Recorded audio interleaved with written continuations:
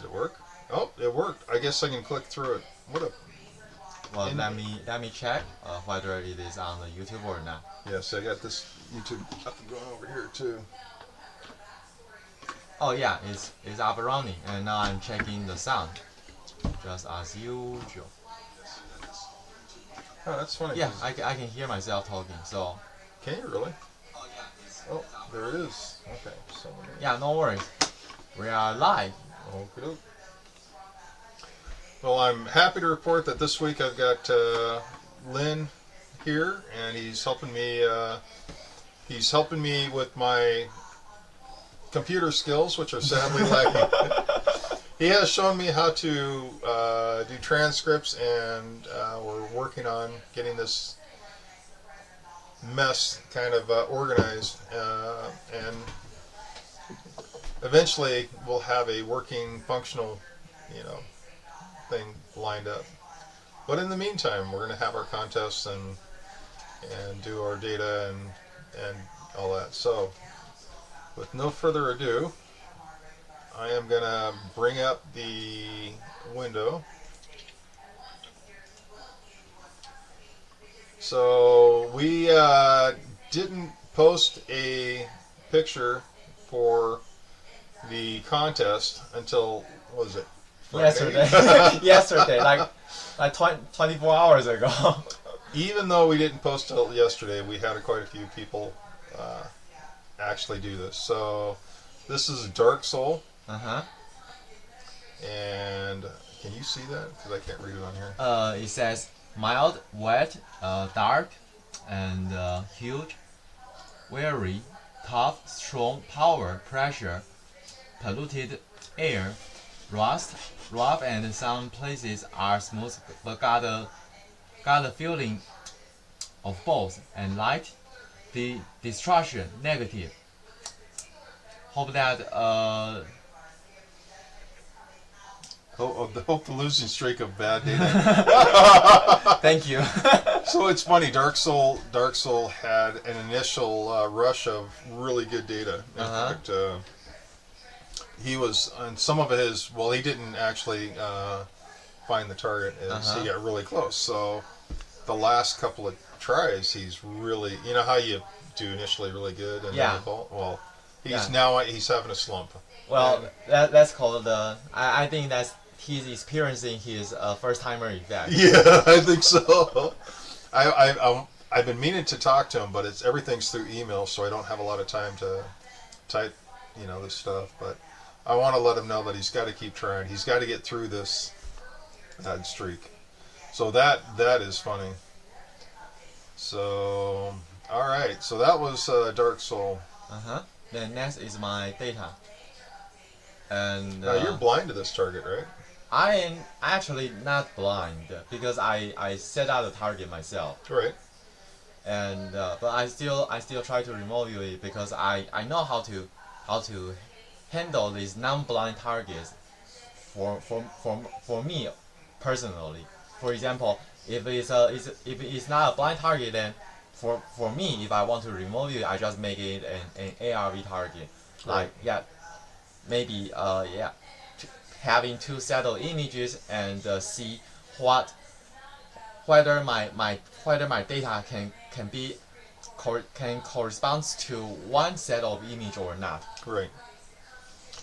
So, when you were doing this, image, let me get to it here. So this is the ideogram, right? Yeah. Okay. So kind of describe what you got going on here, because. Well, I perceived two almost parallel lines, but they are wavy lines, and I drew them from top to bottom, and it feels smooth, and I actually feel that maybe it represents an interface or frontier of something, but I don't know what that something means. So that is the first page of my data, and moving on forwards, my second page. I perceive a blue background with something that is circling in the middle, and I don't know what that means, but my deduction is it's a vortex, and within a large body of water in the middle of it. It doesn't make sense, but anyway. It does. I mean, my mental picture with my data and your data now is really coming to. So it's a large body of water. So. And yeah, then comes my third page of data. I perceive a human subject. He is walking outside, and I feel that it's an urban environment because I can perceive that in the distance, in the background, I can see many buildings, many structures. And they are actually not short structure. They are tall buildings. So I think it's in an urban environment, and I give a simple drawing of it. And in the background I can also perceive something that looks blue to me. So I think maybe it's represents a mirror. Yeah. And for the last page of my data, I think it feels like I'm on the road or something, and on both sides I think something green, maybe it represents vegetation, and there is a mysterious drawing on the outside. I don't know what that actually means. Maybe it's a metaphorical representation of the layout, or maybe a bird's eye view. I just don't know, but I drew it. Yeah, whatever data you have, always remember that if you perceive something, just put it down, whether you understand the meaning or not. Right. So, and then here's my ideograms. I've got one unknown videogram, which feels like it involves structures.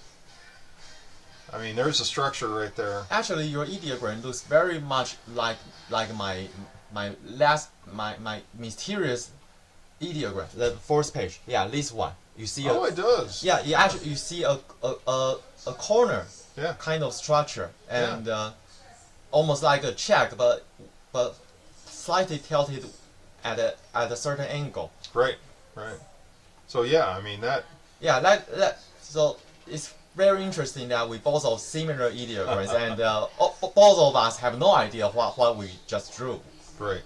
One of the things that I did get was like regular lines, like fur, like strands. I don't know if it was fur, but it was like strands. So, and then I wrote Goldie, Tawny for like. So that was kind of interesting to me. That is, I don't know why there's like multiple strands or waves.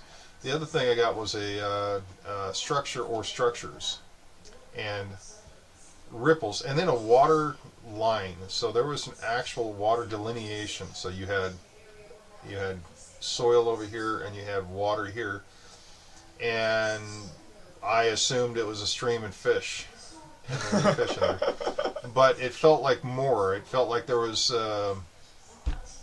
volume. It felt like there was ripples. So it was really interesting. In fact, the last little picture down there, I was trying to draw something nearby that it kind of looks like a city to me. So I don't know. I was really not sure, but maybe it's a coastal shot or a beach shot showing a tide pull or tide change near a city. I mean, or a river near a city. So that was really interesting. But that last little doodle right there really felt like it felt like a city. I was trying to the urgency and the business end of a city. So and then Empress, she's no people, no entities, no structures, maybe a coastline, potentially water nearby, perhaps a landmass, there could be a lake, and there's an elevation element to it. So meaning it just went from low to high, maybe like on a hillside. But didn't she do a really cool ideogram? Yeah, she did draw something, and I noticed that her drawing looks very similar to my ideogram. Yeah. I mean, all the ideograms really looked very similar, which was really amazing. So, what was the... You can see it. The new forecast for June? Yeah, that was the target on my mind. When You know, when 2 days ago you picked me up at the Seattle airport and you asked me we should remove you for this week, and I immediately come up with this idea. Okay, maybe we just do a news forecast. Yeah, whether we hit or not, I have no idea. But do you know how scary that is? The new forecast for June, and all of us are seeing water. We're seeing cities. We're seeing, it's like, is there something going to happen to a city with the tidal wave? I don't know. I hope not. Wow. I hope not. That is cool. And it is very interesting. Ideogram Sorry? is the stock market little graph we always see in the news. Oh my God, the stock market's going nuts right now. I mean, I am terrified because I'm making so much money on the stock market. So, can you imagine that if the ideograms are actually showing that? Are you recording? I am recording. Yeah. You are live.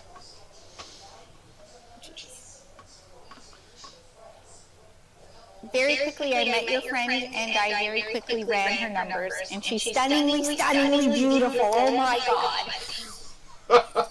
Folks, I don't know if you know this. This is Empress. She's wonderful. She's amazing, and she does awesome, skilled work. So,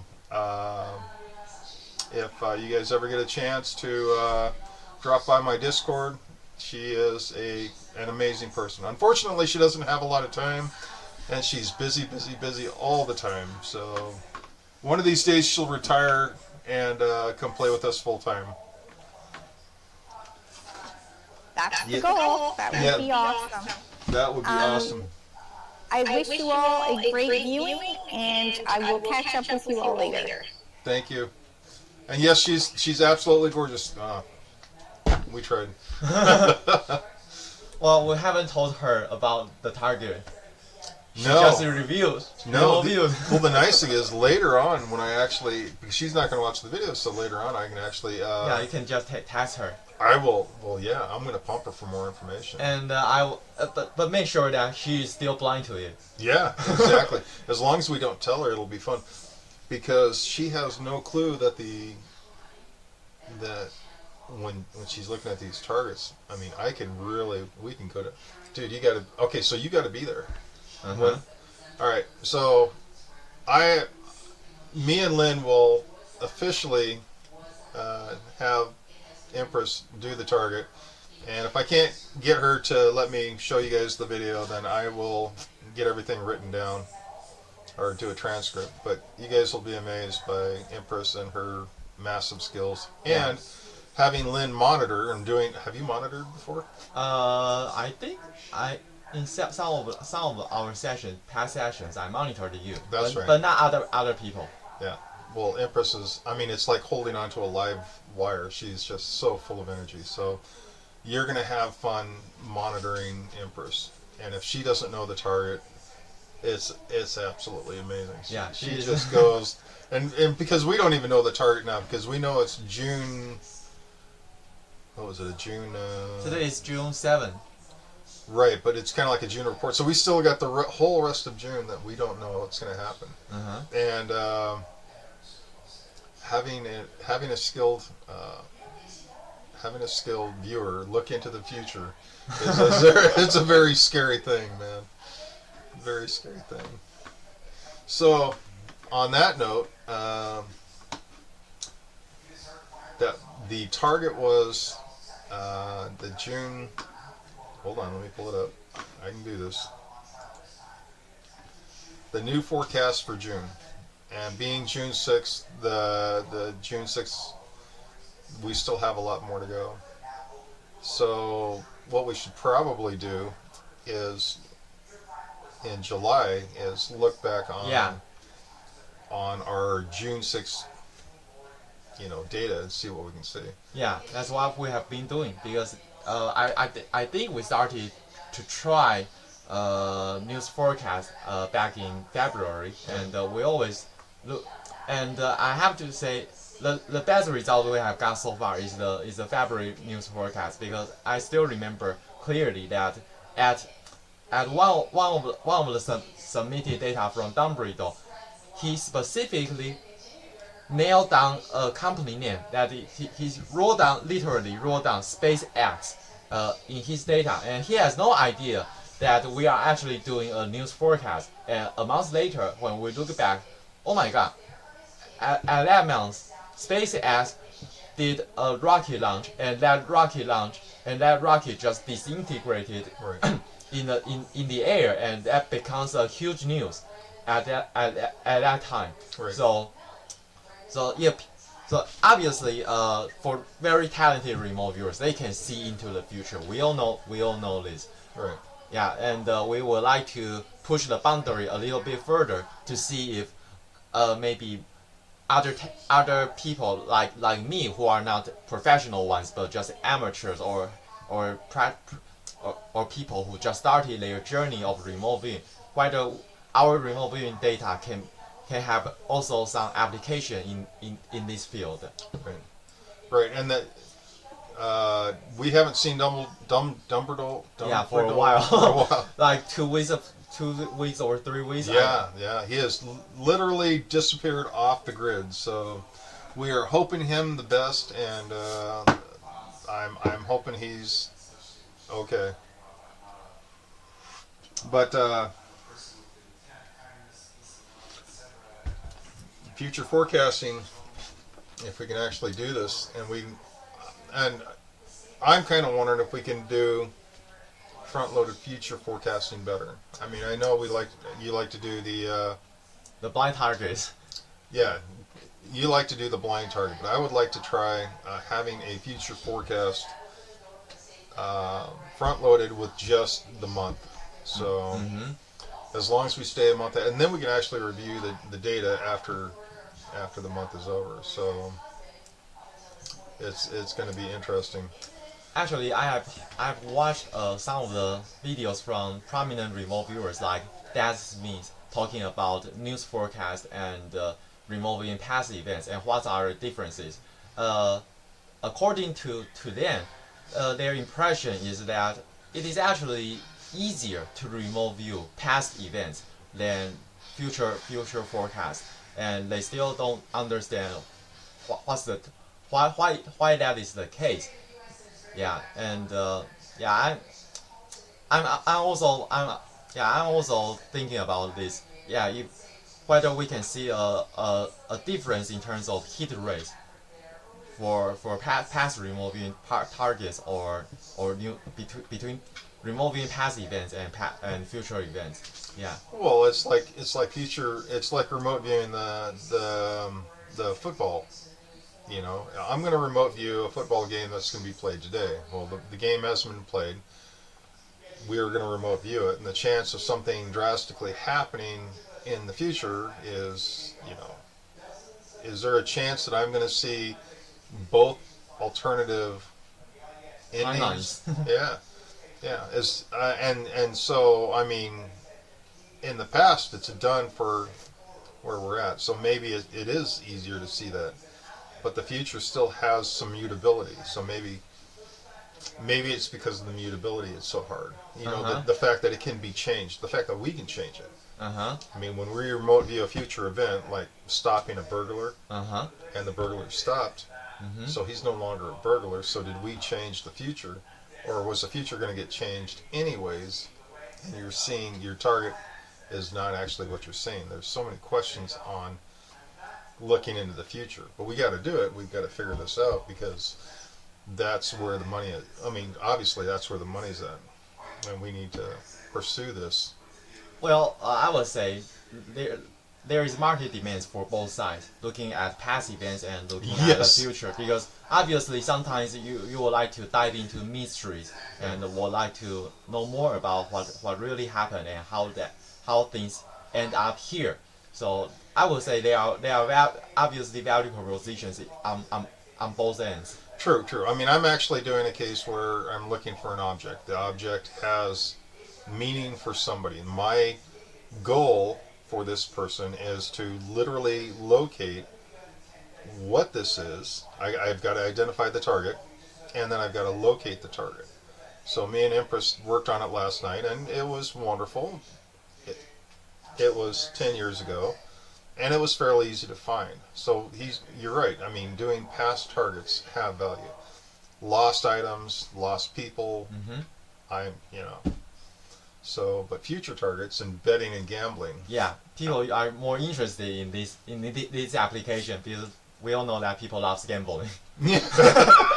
They want to gamble the market, or go to casinos. Yeah, true. I gamble stock markets and I fail spectacularly. So it's when I'm actually making money on the stock market that I get scared because I know right around the corner, right there, I'm going to start losing money again, and I don't know why. So my future skills for my own personal gain are absolutely terrible. So I will testify that being able to properly pick stocks for myself, yeah, it's no good. But maybe this is a learned skill. Maybe I can learn how to do it.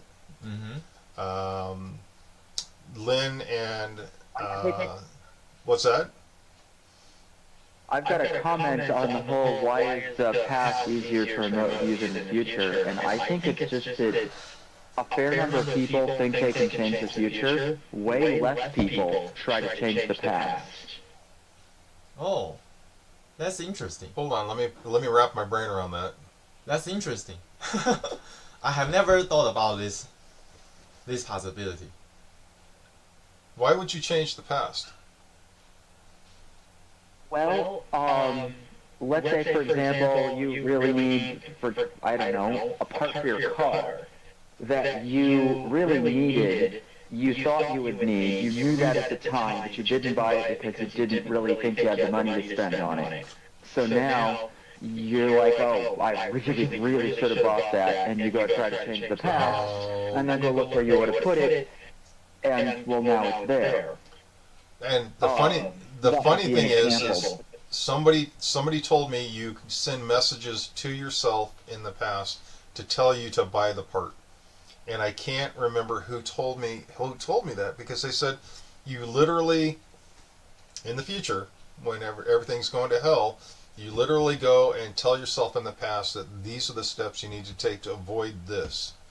Now, how would that change the outcome, though? I mean, you're still missing the part unless I have had it change the outcome.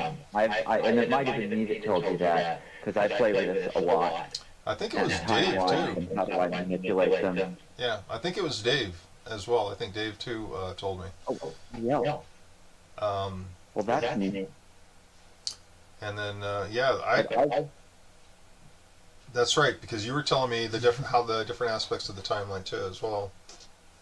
So are you suggesting that not only do we have multiple timelines for the future, we could also be having multiple timelines for the past?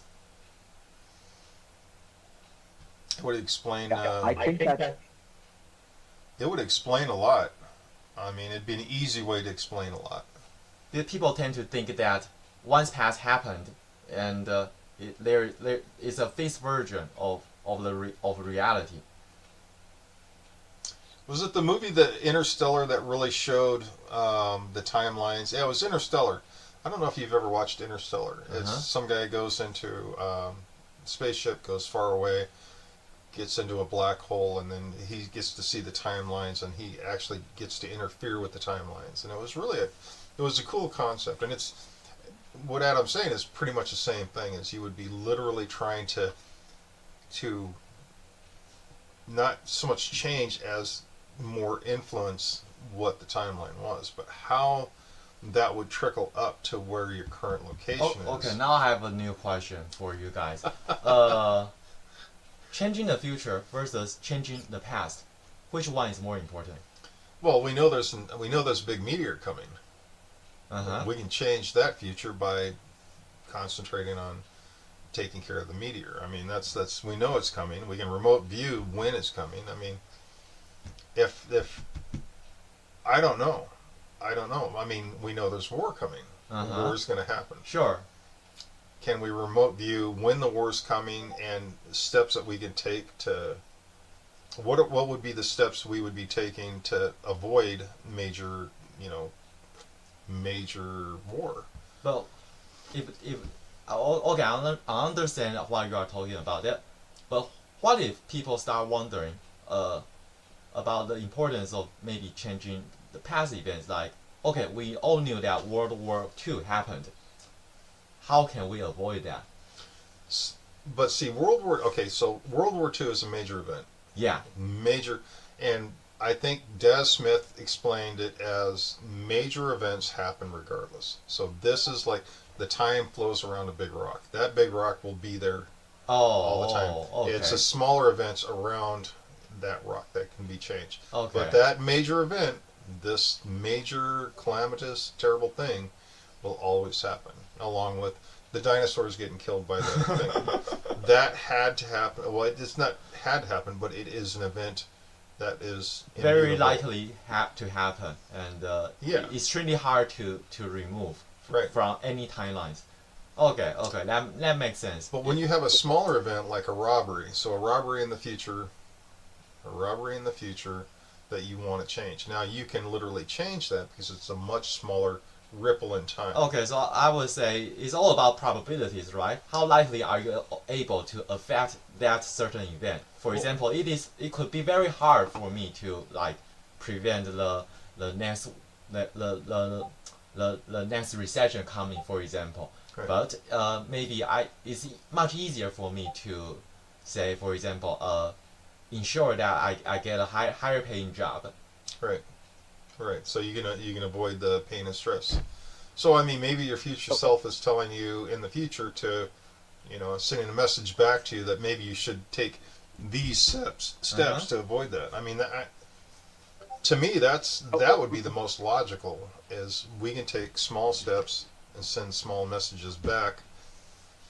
You ever wonder if that's I have an idea. Okay? That's how it works. So, time flowing beginning to end, I don't think is how it works. My exploration has shown that time seems to flow from the least probable timeline to the most probable timeline. What if it's It's like thousands starts in the middle and it's leading forward and backward. What if it's It's- thousands of timelines, okay? Thousands and thousands and thousands of timelines, or millions or trillions, and they're all stacked up on top of each other, and the one that is on top, the one that is foremost, is the one we go with. And we can change the timeline and pull up different timelines to be in, or be part of, or have it on the very top that we're in and occupying at the current time. But everything else is stacked up below us, you know what I mean? So maybe it's not just one timeline we're looking at. Maybe it's just a whole. I mean, look at it not from a 3-dimensional. Look at it from a 5-dimensional, when you can wrap multiple timelines around each other, and then only have one aspect or one timeline as the most probable. And we affect this one in the center by looking back and trying to change timelines around it to take foremost. I mean, I'm not explaining it what I see in my head very well, but you're basically not bonded to the one timeline. Maybe it is multiple timelines, and that's how we. I've seen it before. What's that? I remember I was driving along way too fast, entered a corner a lot faster than I should have, and I saw the timelines, like every angle I could take into that corner, and exactly how my car would wreck. Going too far into the corner, too far out, and right in the middle, there was a single timeline that it looked like I would be okay. So I followed that timeline, and I nearly lost it going into and out of the corner. Anywhere else, and I would have wrecked the car. I saw all the other timelines. It was probably 50 of them I saw. And I decided I liked that one in the middle, and I took it. That was my visualization of how do you see it? And there would have been a major event. It would have been a major event if you wrecked. So by not wrecking, the major event was kind of side-skirted. But you took an alternate means around this major event. So does that mean the major event never happened, or it's no longer a valid timeline, which is kind of pushed to the side? Or maybe perhaps the major event also happened, but you have changed your direction to a reality where you don't experience that event. Yeah. So maybe by changing that, you've literally changed more than, because now you're going to go on and make major changes through everybody's timeline. So, I mean, Right. And that car is still sitting outside my house today, and without it, I would have different things happening. Yeah, it's really odd. I see it like time, like a hologram. You look at a hologram and you start changing the angle. That would be the equivalent of time. So if you go make a change to it, you've changed all of it through forward and backward through time. right. Now imagine that as like a three-dimensional block of a hologram, and we are just choosing our path through that block. Interesting. Time is a funny thing. Yeah. But if we apply that to the future forecast of a month, right? So the June 6th month. If we actually apply that concept to June 6th, that means we should be able to front load the target, knowing that we're going to do a visual on what's coming. And then we should be able to see the different aspects of what's coming. And then once it's passed, now the question is once it's passed, can we confirm and maybe change what happened?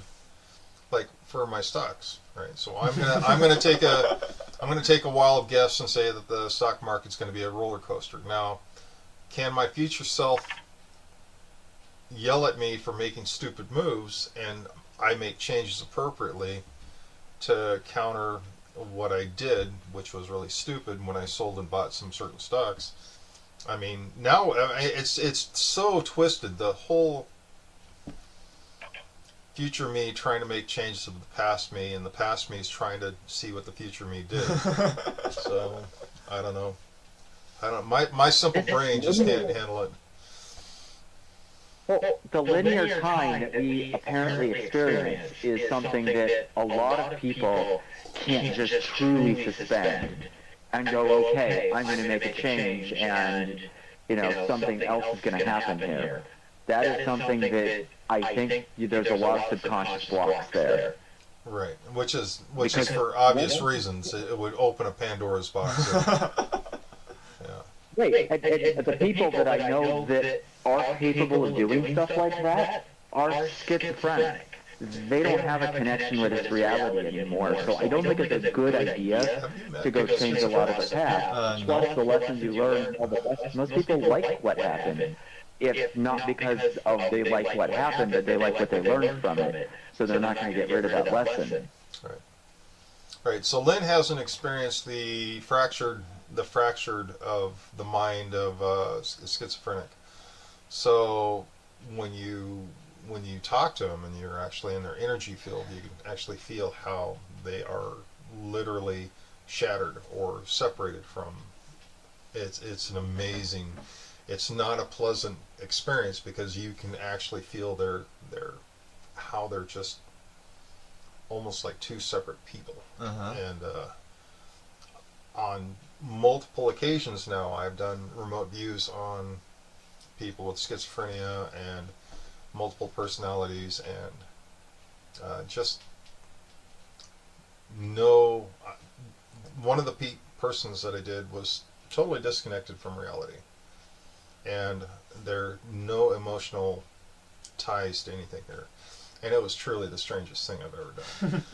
But the schizophrenic has, I mean, it's literally like looking through a glass wall into the same person, and there's divisions. It's just wild.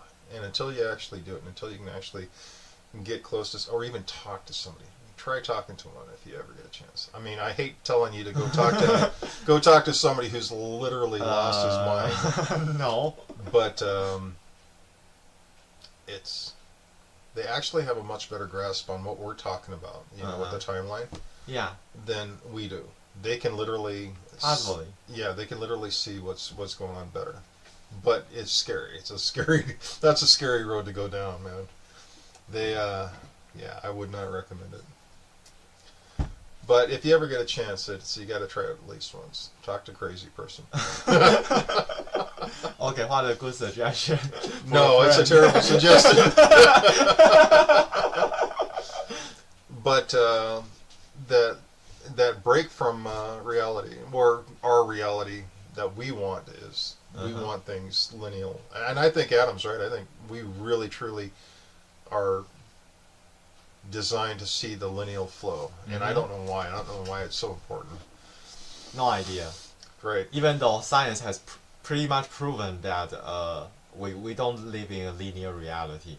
Right. They're proving stuff so crazy now. I can't even keep up with the new. Yeah, I will say the data coming from them seems to just defy our understanding of how this universe really works. Right. But still, we have to respect the data and adjust ourselves. Right. Oh shit! I totally forgot. Excuse me, but so Lynn went to, what was the name of the conference? Oh, Contact in the Desert. Contact in the Desert. An ET and psychic gathering of just massive names, and he went to a. Oh, I need to take this. Give me one. Yeah. He went to this Contact in the Desert, and he went and took some classes. So. Contact in the Desert. Contact 205.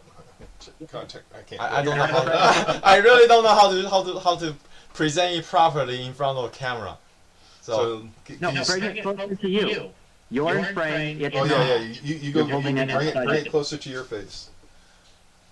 No, closer. Not to the camera. Closer to you. oh, close. Put it right next to your head. So put it right there. Oh, okay. So he went to this conference and he took a remote viewing class. Oh yeah, they have so many workshops and lectures, courses throughout all day. And if you have a lot of energy, you can try to participate every single one of them, and it will take you like 12 hours a day. That's crazy. Yeah, and so many people and so many courses and lectures, workshops happening concurrently. And based on my experience, I would say there are like at least several thousands of people at the event. Guess how much it cost? It cost $350. Yeah. So he paid $350 to go out to the desert and see these people.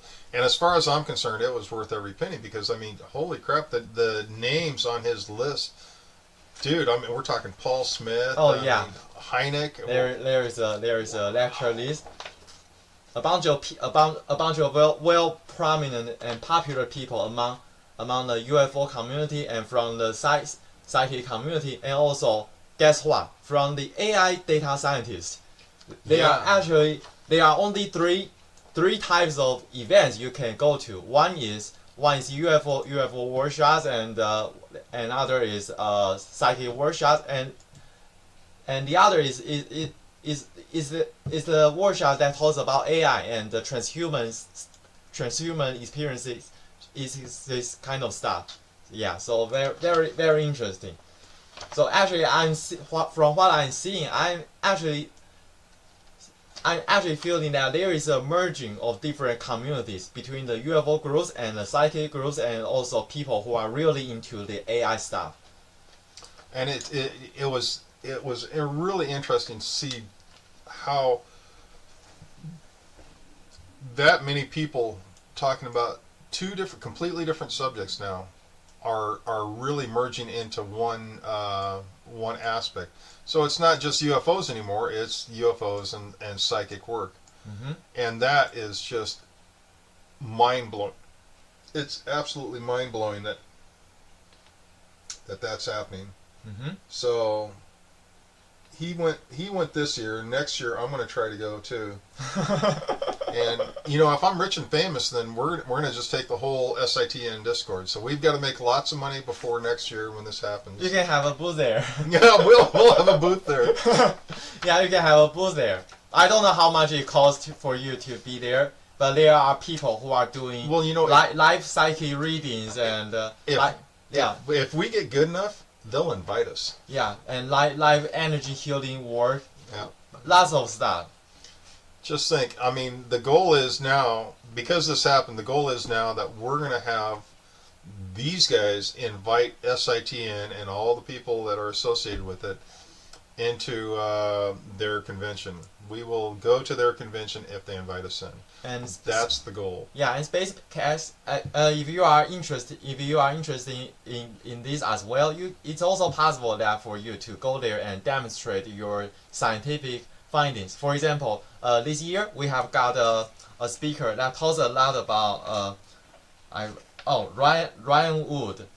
He talks a lot about on the gravity pull and gravity manipulation kind of stuff that could be the powering source of these UFO aircrafts. And I would say you might be interested in attending their lectures like this, because they are sharing lots of data not only from the UFO community but also from the science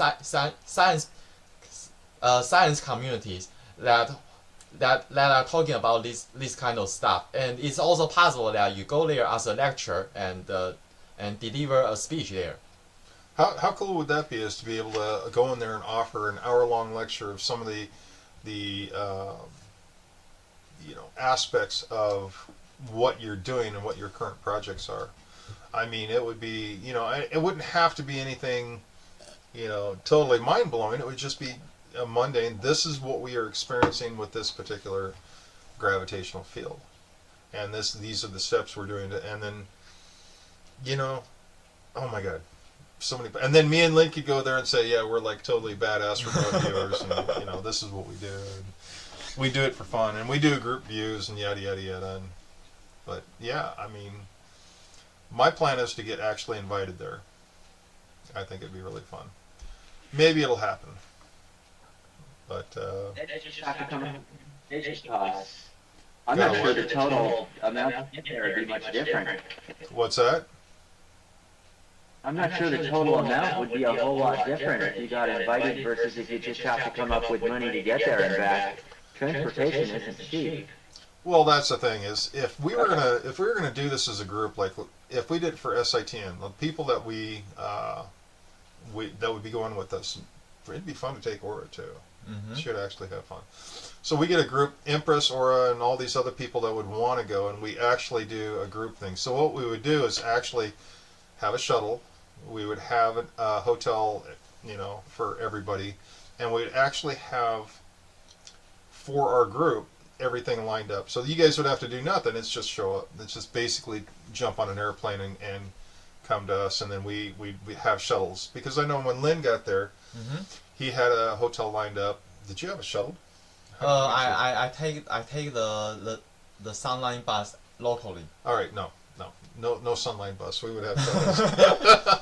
So anyways, we have we have everything we do it like a cruise. So anybody from our SITN who is going to go to the event would have the transportation, the food, the lodging all lined up. And this is what I want to do in Vegas too, is when we have our Vegas thing, because we're going to have, Lynn doesn't know yet, we're going to have an actual Vegas convention where we have speakers, because I'm going to have IDK and her telepathy. I'm going to have Dave and his unconventional CRV, and then I'm going to have you with your science stuff. So we'll have a small thing in Vegas, and we'll have everything lined up. We'll have a hotel that we're going to be staying in. We're going to have a what do you call it? A stage? A stage, yeah, there you go. A stage or a auditorium where we're going to be set up, and we'll have guest speakers. And I haven't decided who we're going to invite, but we're going to invite famous people. Sure. And it would be really cool. Yeah, and hold an event like this, and for people now I think I see that really there's really no distinction between, oh, you are from the UFO community, you are from the scientific community, or you are from a science background. Actually, from what I'm seeing is that there is a merging between different groups, and now people all recognize that, oh, people from science, coming from a scientific background knows that there is something to to psychic phenomena, and there is something real about UFOs. And UFO people also recognize the fact that, okay, oh my God, science is real, Yeah. and they have got to find an explanation for this. So UFO people, they are no longer just interested in the UFO stuff. They are also diving into the science and remote viewing and telepathy, and also they want to understand the underlying mechanisms. So that's why they go to they look for the people from the science group. So I would say if we have events like this, and it's very possible that many people will be interested. Well, the thing is now you have remote viewers working with scientists Mm-hmm. who are looking into anti-gravity. So now you've got anti-gravity from the UFOs. You have remote viewers from. Oh yeah, these. Is it Ryan Wood? Yeah, Ryan Wood. Ryan Wood. He paid literally people. hired remote viewers to do his research on the UFO gravity thing. So you've got psychic and scientists all merged. I mean, the future is beautiful. I'm telling you, we started this right at the right time, and we just got to see it through. We're not going to be like multi-billionaires like Musk, but who needs a couple $1 billion when you have a couple million in your accounts? Really, no. Really, no. There's no need for that. Yeah, I don't know, man. I don't know. But anyways, we're gonna figure something out. And the fact that it is becoming mainstream, and the fact that the scientists actually recognize what we do has value. Yes. I mean, that alone, the scientific community for years and years poo-pooed anything psi. I mean, they really knocked down anything to do with telepathy, anything to do with psi-based stuff. So Yeah. it's like, oh my God, we're just right here at the doorstep of. We are pretty much at a turning point right now. Yeah. So I'm excited at them. I don't know about you, man. And I want to go to that convention, and I really want them to invite us. This is just like how Cliff High saw the future. He calls it the sci-fi future, and he said we're right at the edge of it. And I think we're making it happen. Yeah, I think so too. Well, Star Trek back in 1960. I don't know, when did Star Trek come out? 64? I think it was 64.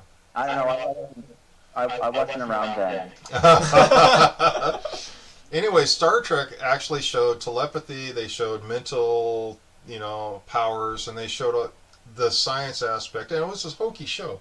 You were watching it yesterday. Oh yeah. Deep Space Nine. Yeah. So, but they actually showed a lot of the stuff that we're talking about now. Anti-gravity, telepathy, telekinesis, the ability to change things with your mind. The Vulcan death grip, and the, what do you call it when that Vulcan guy can go in your brain? Anyways, he's showing back in the 60s. He's back in the 60s. He's showing all this, and now it's like coming to the forefront. So it's one of the few times that, just like Buck Rogers, I don't know who. Do you know who Buck Rogers is? No. Oh, sorry about that. Dick Tracy, Buck Rogers are old comics, like back in the 1920s, 30s maybe. Buck Rogers was about the future. H.G. Wells. Do you know who H.G. Wells is? An author? Nope. He wrote War of the Worlds back in 1891. And Jules Verne. He wrote Jules Verne, 2,000 Leagues Into the Sea. These are really old books. In 1891, Jules Verne described a massive submarine that would go under the water. And the submarine would stay under the water. And its power plant was a glowing sunlight thing. And it would provide energy for the ship. He basically described a nuclear reactor. He described a ship that stayed under the water for months at a time. It was self-contained. You're talking about a nuclear sub that we have floating around right now, back in 1891. Back in 1891, they didn't have submarines. Their basic submarine looked like a turtle, and it would go under the water like by a couple of feet. That was it. There are no mechanicals. They definitely didn't have any energy sources that looked like the sun. So Jules Verne had, just like Tesla, had visions. And it was just fantastic that this guy of science would be able to take his vision and put it into story in such a complete way that we can look at our nuclear submarines now and say this is exactly what he's talking about. He did it so well.